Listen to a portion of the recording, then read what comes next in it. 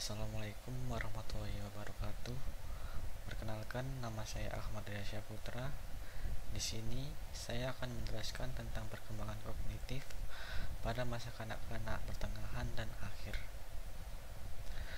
Perkembangan kognitif pada anak, terutama dalam masa pertengahan dan akhir, tergolong membentuk konsep pemikiran yang stabil. Yang dimaksud stabil di sini ialah pemikirannya itu tergantung apa yang ia peroleh, namun tanpa disertai nalar atau alasan yang logis, dan sewaktu-waktu dapat berubah tergantung keadaan yang ia hadapi. Perkembangan kognitif pada anak masa usia pertengahan dan akhir biasanya dialami pada masa prasekolah, yang dimana anak belum terlalu berpikir akan hal-hal yang terlampaui keras yang dapat menguras cara berpikirnya.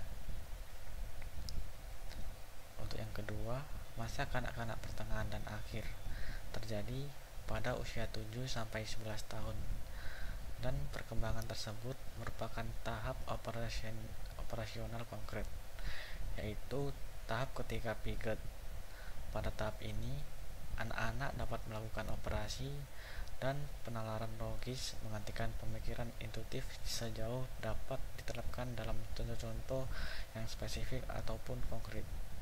Misalnya, pemikiran operasional konkret tidak dapat membayangkan langkah-langkah yang diperlukan untuk menyelesaikan suatu persamaan aljabar yang terlalu abstrak untuk dipikirkan pada tahap perkembangan ini. Yang ketiga, ada ciri-ciri perkembangan kognitif pertengahan sampai akhir, yaitu yang pertama, anak mulai meninggalkan egosentris. Yang kedua, anak mulai dapat memecahkan masalah konkret. Dan yang ketiga, anak mulai mengerti suatu hubungan, misalnya ukuran, kanan dan kiri. Dan yang keempat, anak dapat membuat alasan dalam suatu hal, tetapi tidak dapat membuat hipotesa mengenai apa kemungkinannya, dan demikian tidak dapat berpikir mengenai masalah ke depannya. Untuk pengolahan informasi, anak mulai dapat mengkaji perhatian dan ingatan yang mendasari setiap tindak kognisi, dan meningkatnya pemahaman tentang bagaimana anak usia sekolah mengolah informasinya, khususnya bacaan dan matematika. Dan yang kelima, untuk atensi dan perhatian, pada masa kanak-kanak pertengahan sampai akhir, perhatian menjadi selektif, adaptif, dan terencana. Yang pertama, anak menjadi lebih mampu memperhatikan lebih dari satu aspek dari situasi yang relevan dengan tujuan mereka, dan kinerja mereka meningkat tajam antara usia 6 dan 10 tahun.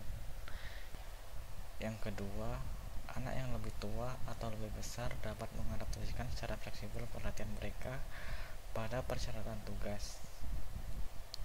Yang ketiga, perencanaan meningkat tajam pada pertengahan masa kanak-kanak. Yang keempat, anak mengambil keputusan tentang apa yang mesti dilakukan terlebih dahulu dan apa yang dilakukan berikutnya secara tertata.